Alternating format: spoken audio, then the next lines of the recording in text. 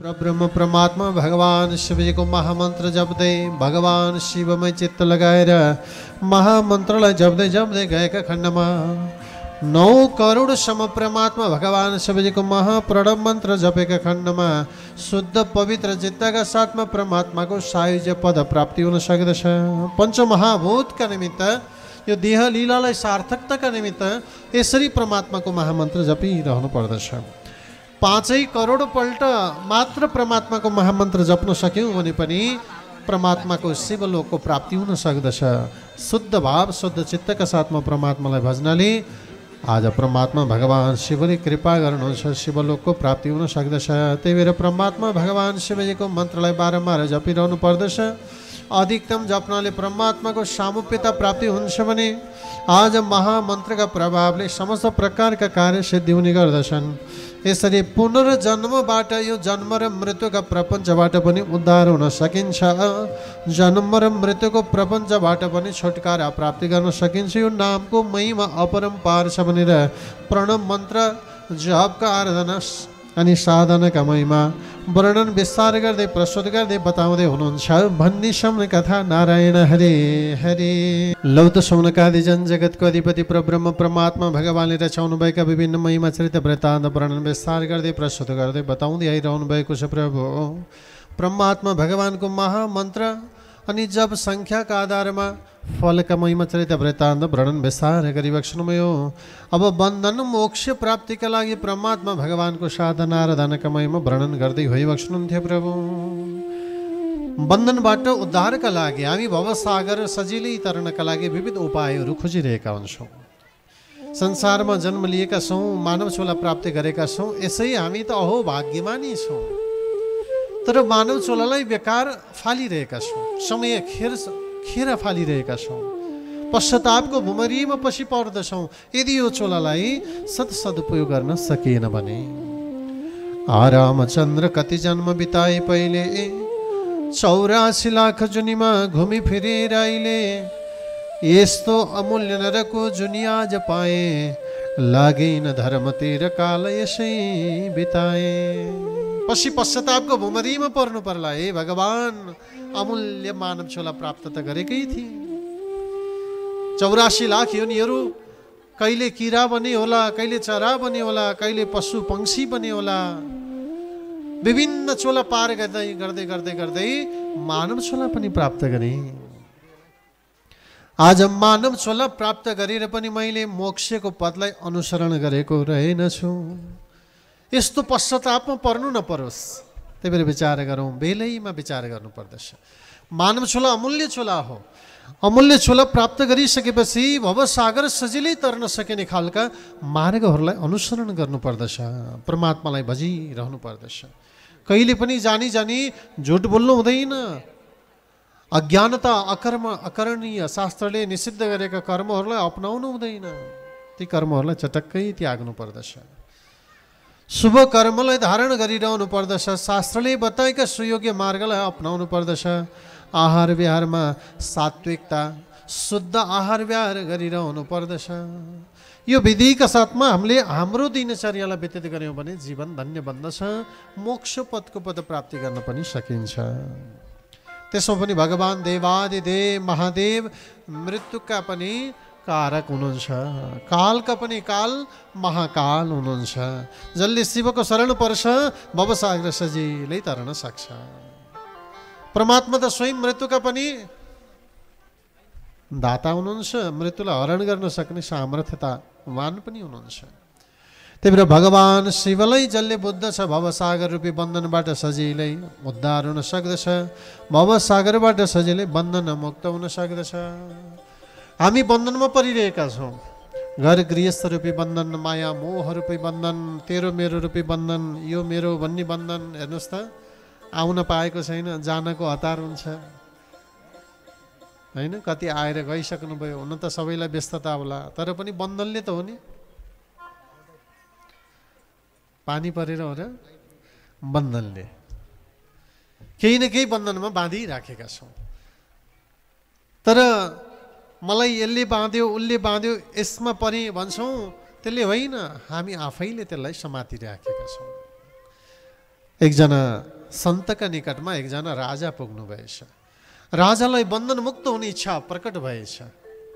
राजाले सन्तलाई गएर निवेदन गर्नुभएछ, हे प्रभु, हे परमात्मा, म बन्धन मुक्त हुन खोज्छु, तर मलाई मेरो यो राजकाज, भोग, अधिकार, प्रजा, मेरा सन्ततिहरूले जगडी राखेका छन्, म बन्धनमा परिराखेका छु। मलाई बन्धन मुक्त हुने उपाय बताइदिनु पर्यो, म कसरी बन्धन मुक्त हुन सकूँ। सन्तलाई राजाले त्यसरी निवेदन गरेपछि एक दिन राजालाई लिएर घनघोर जङ्गलमा पुग्नु भएछ। सन्त अघि अघि जानुभएको थियो, राजा पछि पछि हुनुहुन्थ्यो। सन्तले घनघोर जङ्गलमा पुगेर एउटा विशाल वृक्षलाई अँगालो हाल्नु भएछ, ठुलो रुखलाई अँगालो हाल्नु भएछ। र अनि सन्तले राजालाई भन्नुभएछ, हे महाराज, हे महाराज, मलाई यो वृक्षले समात्यो, मलाई यहाँबाट उद्धार गर, यो वृक्षले मलाई समातिराखेको छ, मलाई यहाँबाट उद्धार गर। राजाले के भन्नुभयो सन्तलाई?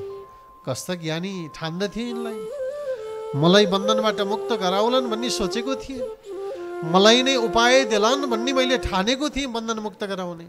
यी त आफै एउटा रुखले समात्यो भनेर बसिराखेका छन् जङ्गलमा आएर, यिनले मलाई के मुक्त गर्लान्? राजाले सन्तलाई भनेछन्, रुखले पनि कहीँ समात्छ, हे सन्तजी, हजुरले पो रुखलाई समातिराख्नु भएको छ।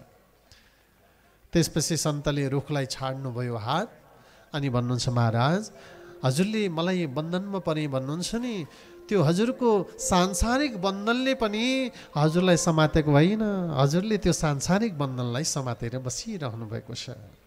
जुन दिन हजुरले आफ्ना सबै व्यवहार सांसारिक बन्धनबाट पर पन्छाउनुहुन्छ, त्यसै दिन हजुर बन्धन मुक्त बन्न सक्नुहुन्छ। त्यही भएर बन्धन मुक्त बन्नका लागि हाम्रा व्यवहार त्यस्तै हुनुपर्दछ। हामी बन्धनमा पर्ने बाटोतर्फ दौडिराख्यौँ भने बन्धनमा परिरहन्छौँ। बन्धनबाट उद्धार हुने गतितर्फ हामी अगाडि बढ्न थाल्यौँ भने बन्धन मुक्त हुन सक्दछौँ।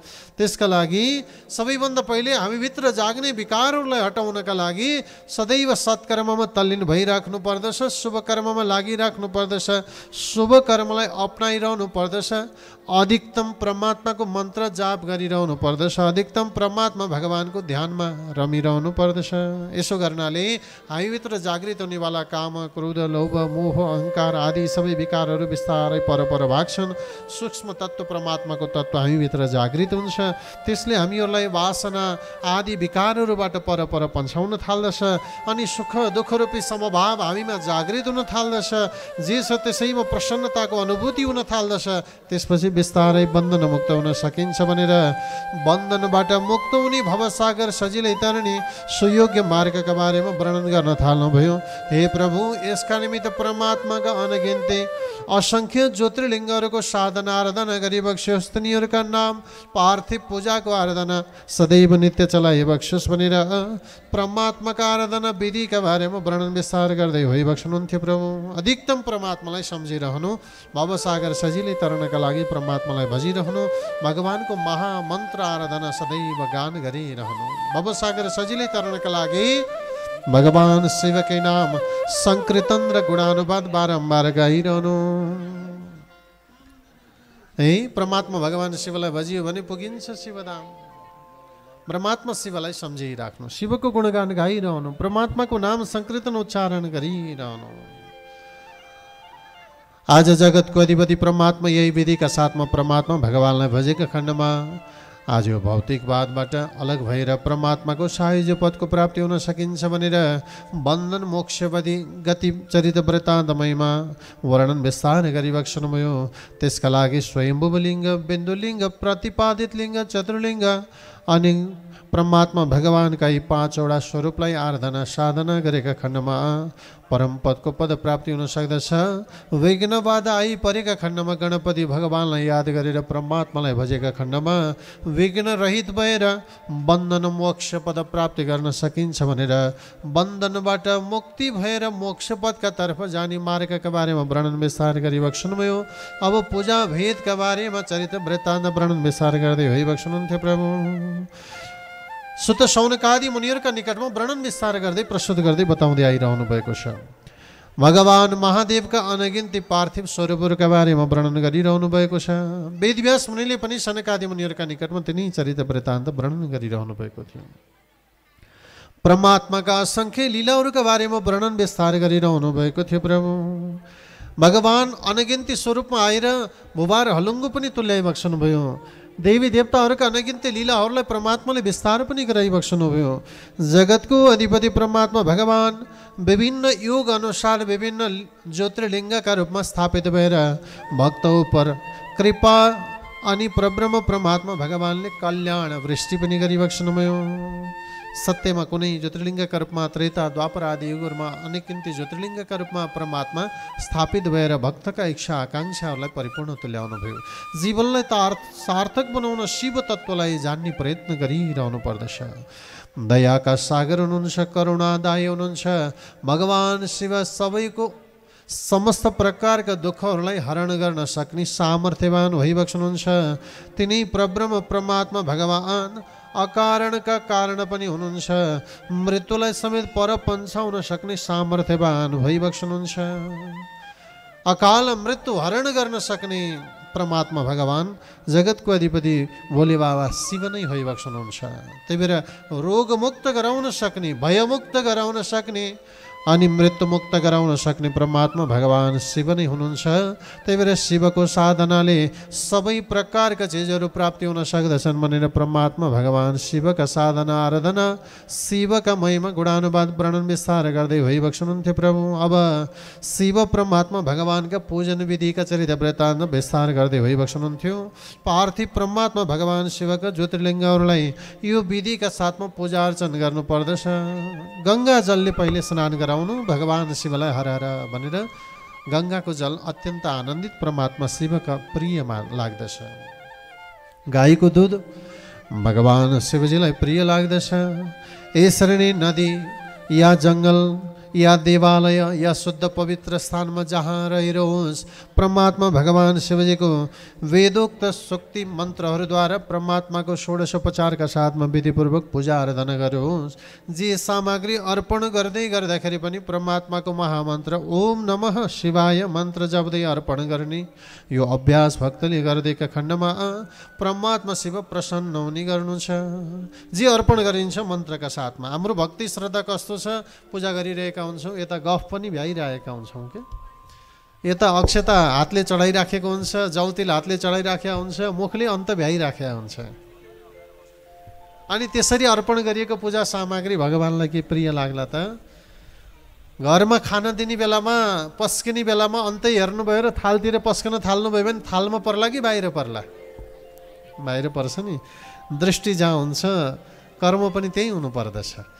भगवानको पूजा गर्दाखेरि हामीले यो ज्ञान धारण गर्न सकिरहेका छैनौँ। पूजा गर्दाखेरि भक्ति श्रद्धाकै साथमा हुनुपर्दछ। स्वरूप परमात्माको छविलाई याद गरिरहनु पर्दछ। तर हाम्रो पूजा एकतिर हुन्छ, हाम्रो विचार भाव एकतिर दौडिराखेको हुन्छ। अनि पूजा सबै सक्छौँ, आराधना सबै सक्छौँ, फल पाएन भनेर भन्छौँ। विधिका साथमा नगरेपछि फल कसरी मिल्छ?